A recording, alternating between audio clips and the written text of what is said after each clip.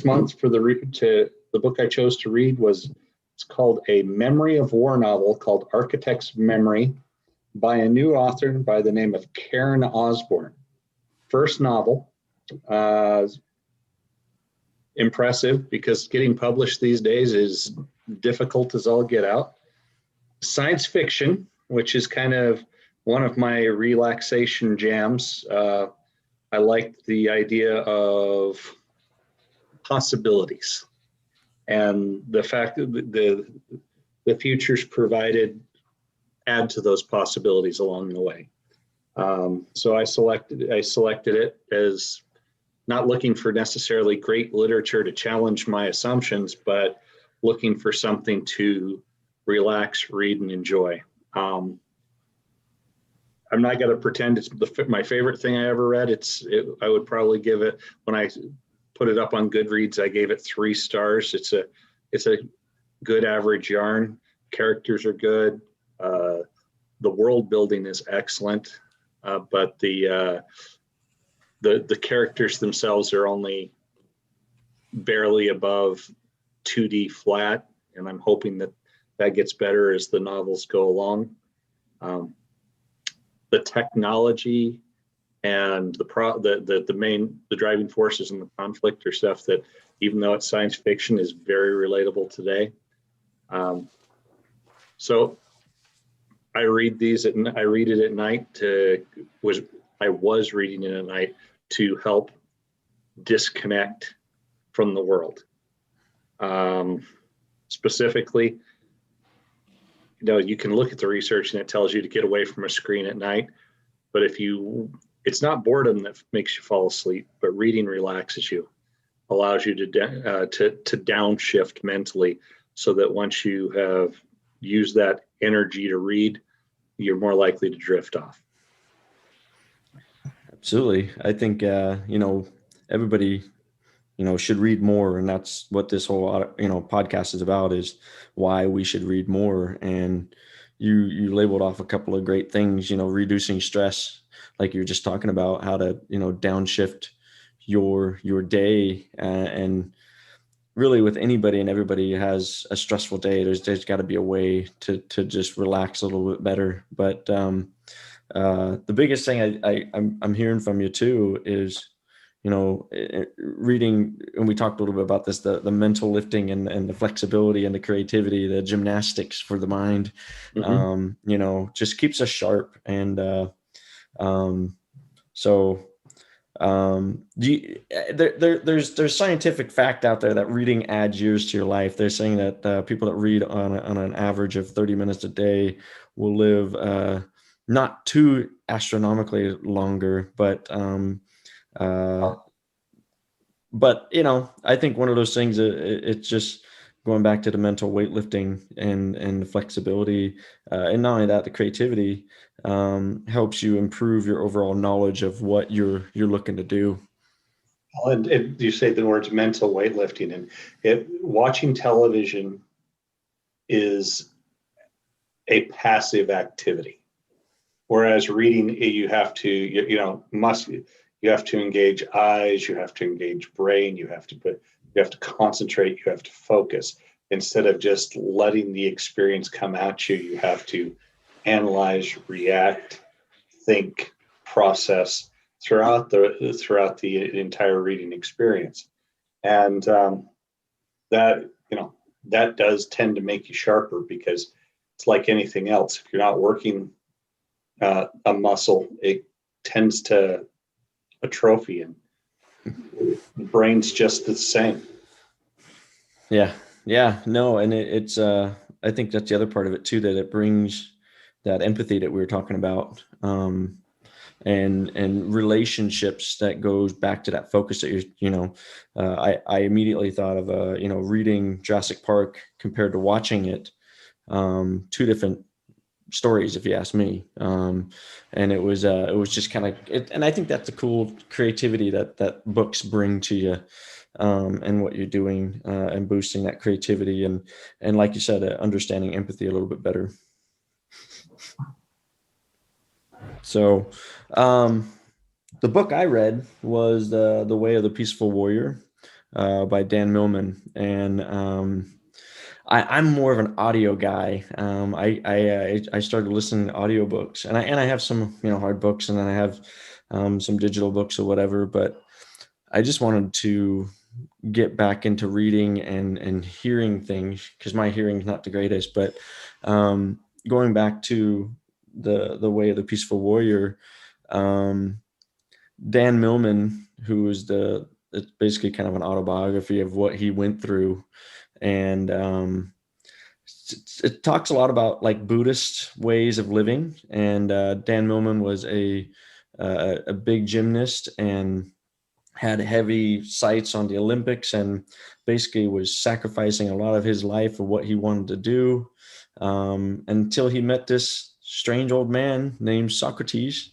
at a gas station, which is just kind of weird how spiritually you can connect with people. And I think that's one of the things that just kind of resonated with me, is that we're all on a spiritual adventure. We're all on a spiritual journey. It's just how you look at it. And so Dan met this Socrates at a gas station, and he opened Dan up. He created more spiritual journey for him. He, you know, reminding him to live in the present. The biggest thing I took away from that book is Socrates asked him, what time is it? And Dan would look at the clock and say it's 4:42 or whatever it is. And he's like, no, the time is now. And then he'd say, well, where are you? And he's like, well, I'm at a gas station. And he's like, no, you're here. And so it's just that type of stoic Buddhist kind of mentality of just being in the present and being what you're doing now, and just enjoying what you have, and not, and I think the other thing that kind of resonated with me as well was, when I became that athletic director, I threw everything out of the way, and I sacrificed a lot of things, and it wasn't what I wanted to do. It wasn't what I wanted to be.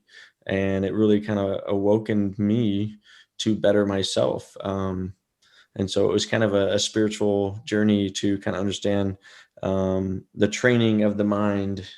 So it was kind of an inception of a book. It was inside of a book. So, but I loved the book, and what I ended up doing was reading 30 minutes a day on my runs. I would just plan my runs for 30 minutes, and sometimes I'd go a little longer, and I'd be able to read a little bit more. And this year, 2020, I read 39 books. Wow.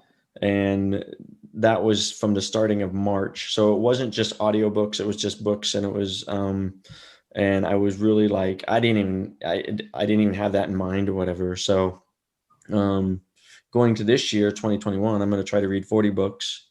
And that was the thing I was going to challenge you and everybody else, all the listeners, is there's a 12 book a year challenge. And again, why we should read more, reduce that stress, add some more knowledge, add some more life to your well-being, enhance that empathy, boost that creativity and the flexibility, and then, change you as a person, connect to a book that you want to get into. Mm-hmm.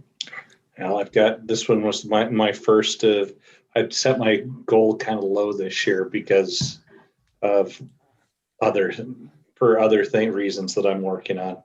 But right now I've got it set at 13, just to have it at least more than one a month seems appropriate. Absolutely. And, I think that's the thing. Just set time aside for yourself. Like you were talking in the get-go, just have something to decompress, shift the brain, not because, especially now with everybody on their screens for 8 hours a day, especially children, kids, and some adults, just like, get away from the screen and connect with your brain and unlock some things and reduce some stress is the biggest thing. I think everybody could use that a little bit right now. So, but yeah, that was the book that I, and it was kind of funny because it was under self-help, mental health, and, kind of a label. And it was just a great kind of an open story of just how somebody went through their life and was able to change it for the better. So Awesome. yeah. Just kind of going through books. Like I said, I guess I'm more of a reader that just wants to learn more about it, just looking again through like decluttering your mind, how to stop worrying, relieving anxiety, eliminate negative thinking. Oh geez, what else do I got here? Atomic Habits, which is a good one. I don't know if you've read that one, but No.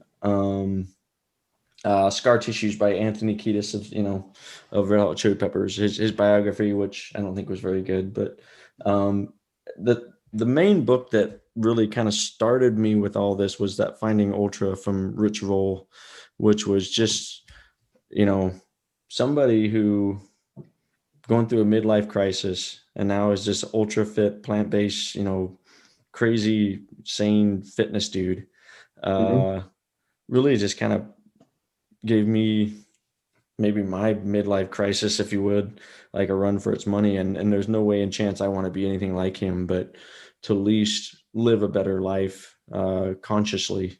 And I think that's where a lot of the books that I'm reading, it's just like, what can I do? The PMA Effect by John Joseph. I mean, kind of just talking about positive mental attitude and just carrying that around and making it a practice. And I think you and I have talked a little bit about that, but Ryan Holiday, which has been a kind of a sleeper dark horse for me.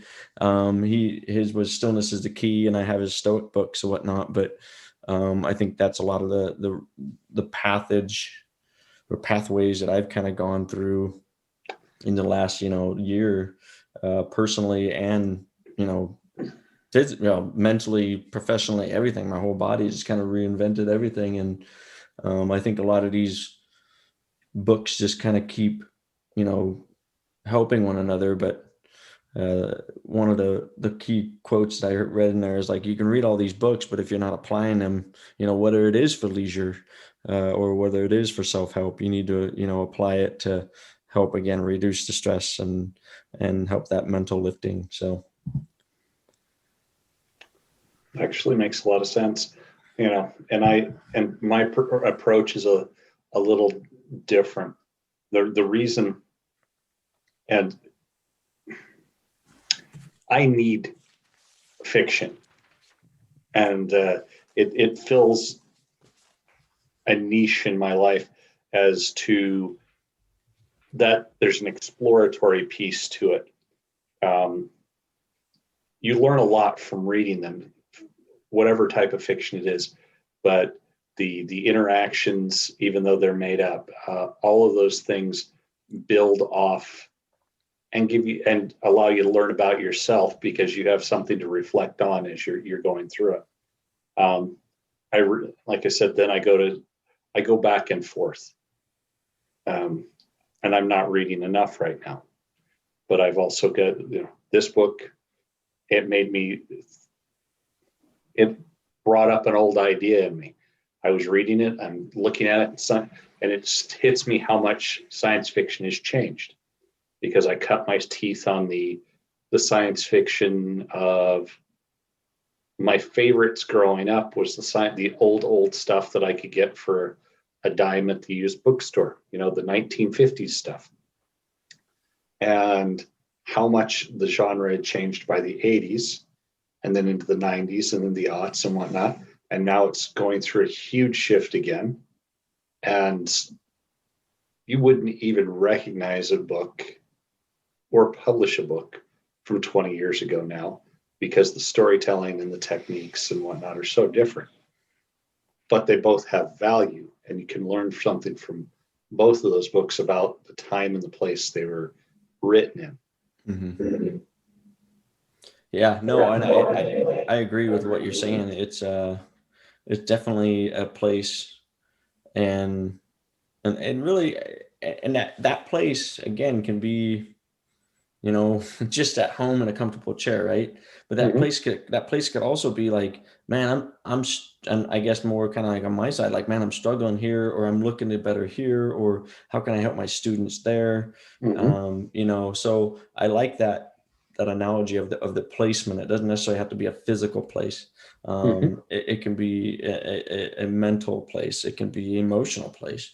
And so I think